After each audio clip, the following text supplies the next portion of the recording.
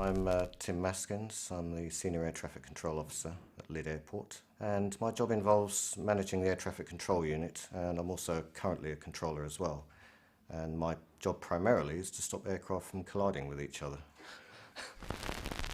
Well, these are air traffic control headphones. The telephone set will be coming through this earpiece here. The radio telephone communication with the pilots will be coming through this side here, and I speak through the microphone. Air traffic control becomes like a four-dimensional game of chess, and that really is what the job involves. All the training that you do enables you to be able to think like that and to operate in a calm and coordinated manner.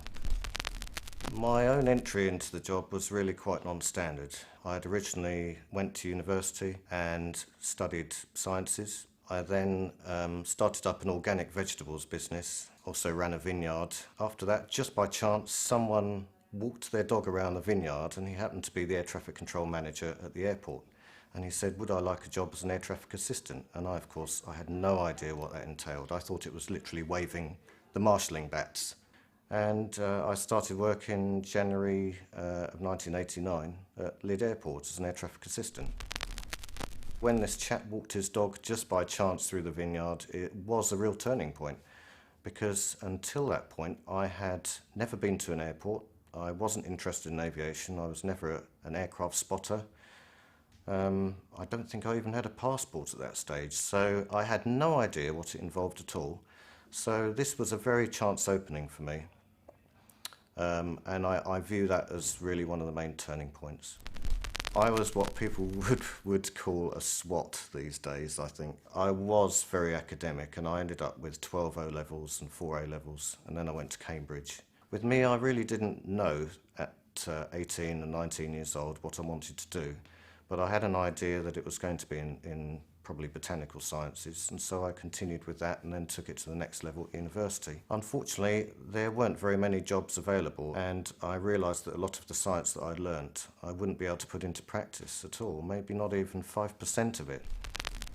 I think that the people that have most influenced me, really, I think my father certainly drove me to study as hard as possible, because he didn't go to university himself, and he thought his children should have the opportunity, but work hard to achieve it. And secondly, I think that this chap that introduced me to air traffic in the first place, this man with the black Labrador dog that used to walk around the vineyard, he also took me under his wing. He was kind of a mentor for me for the first 3 years of my operational life at Lydd Airport. I think if there's something that I could do, it would be perhaps to become a military jet pilot. I think really that's what I'd love to have done for a short spell of time. And then maybe perhaps gone into military air traffic control, and then perhaps into civilian air traffic control that way.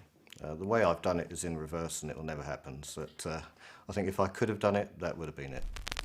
I don't really have any regrets at all. I don't know whether if you believe in God or fate or anything like that, but it really is totally by chance the way that I've ended up in this job, in all manner of ways, really.